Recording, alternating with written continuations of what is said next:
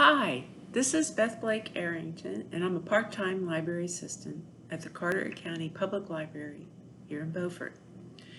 And this is Book Talks. Today, I've selected a book on the bestseller list. You can see I couldn't get an actual book, I had to turn it back in. And it's Apples Never Fall. It's a mystery by Liane Moriarty. The author is Australian.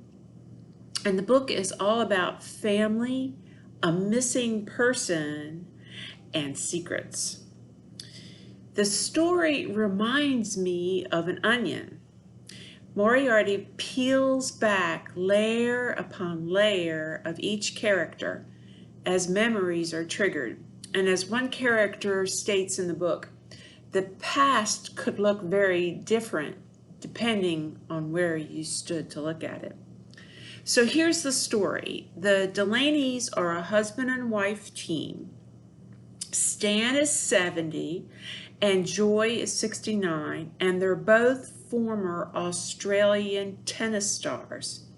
They've been married for 50 years. They're a great couple, both on and off the court. After selling their tennis academy, they're a bit at a loss. Stan watches a lot of TV, and Joy flits around the house with lots of energy, but appears to lack some purpose.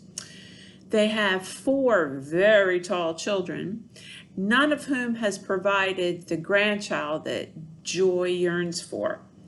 Stan has been disappointed as well. All played tennis, where he was a coach, but none made it to the big leagues.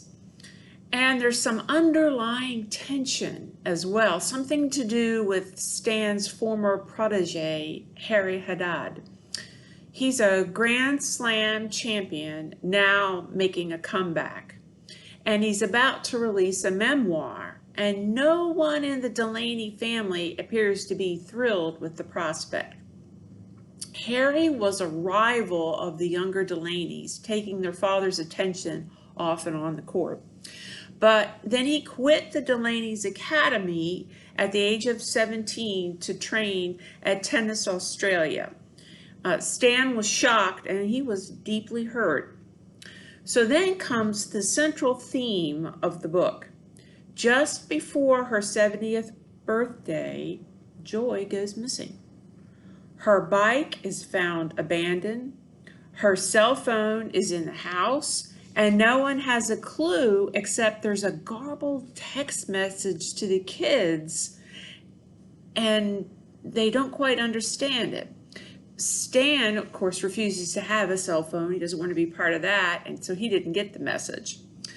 Well, Moriarty lobs the story, excuse the tennis reference, from present and past, from the search for Joy, because now they've had to contact the police to find out where she is, to several months prior when a young woman showed up one evening at Stan and Joy's front door, and she had a cut on her forehead, and she had this story about this abusive boyfriend.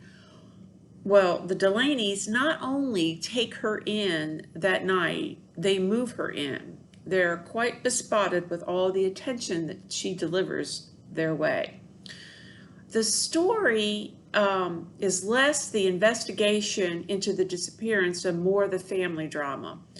The kids aren't thrilled, obviously, with Savannah being part of their parents and taking one of their rooms.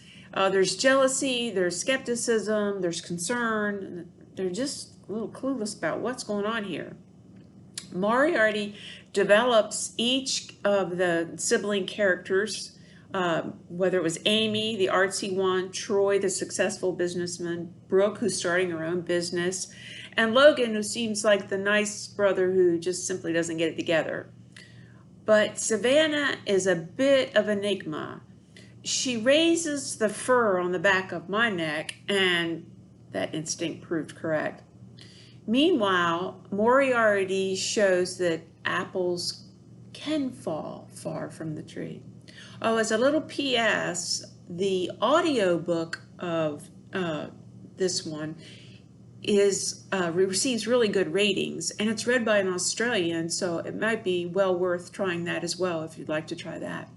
We hope you enjoyed it. Come by and see us. We have lots of bestsellers and especially lots of other things for you to do and see at the library. Have a great day.